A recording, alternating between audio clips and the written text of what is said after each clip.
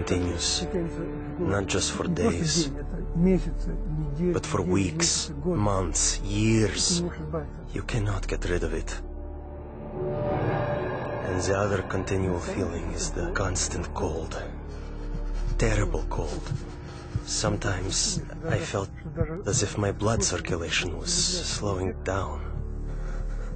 I was personally amazed at the power of endurance, because by all accounts, I should have become seriously ill and died a long time ago.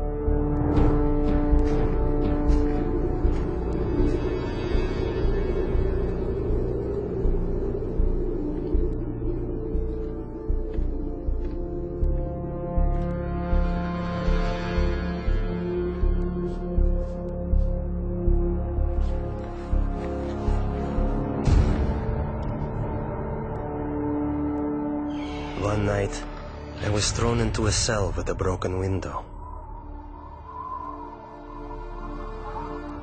The KGB was determined to do an experiment and freeze me. Later they would say he broke the window in his cell and died of cold. I felt despair. I thought to myself, has God really left me? Am I really forgotten and neglected? Have my years of suffering been in vain? And in my despair, I began to pray. I usually pray silently, but this time I started to appeal to God out loud. God, have you left me? My cries were bursting from my heart, literally, in utter despair.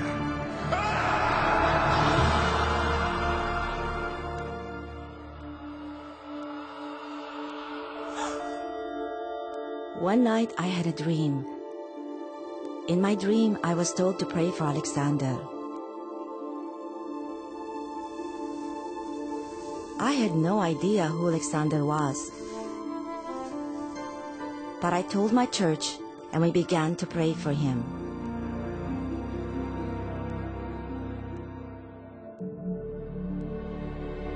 And right then, I suddenly felt a palpable physical warmth.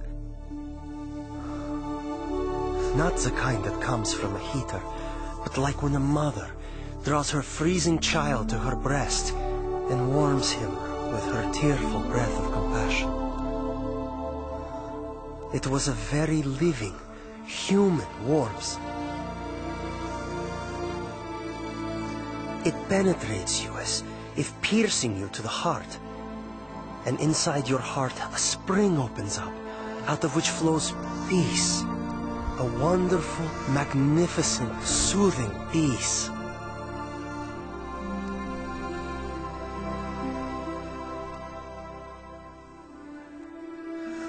I felt a very loving, brotherly touch. Someone's caring hand touching my shoulder. I actually felt it. And this gesture represented the words, "You are not alone.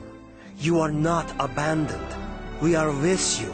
We are sharing your suffering."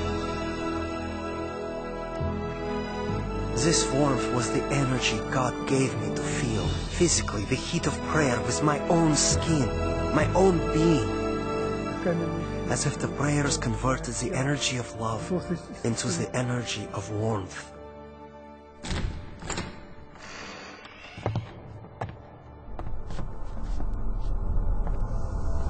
In the morning, it was a shock to my executioners. They couldn't understand. I wasn't simply alive, but my temperature was the same as that of a normal person.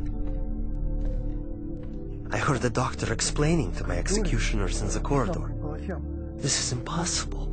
We can't explain it." About 6 months later, we received a letter from Open Doors to pray for Alexander. And we finally found out who this Alexander was. We had been praying for 6 months without knowing anything about him. Alexander had started a Christian movement that spread across the Soviet Union.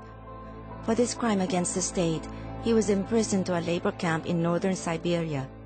the death sentence zone. It so happened that many people began praying for me.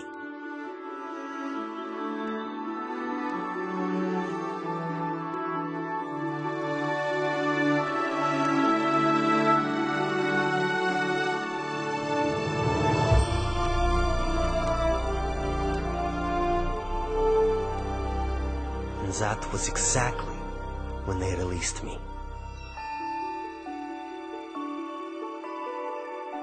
Prayer opened the prison doors, and as the gospel affirms, set the captives free.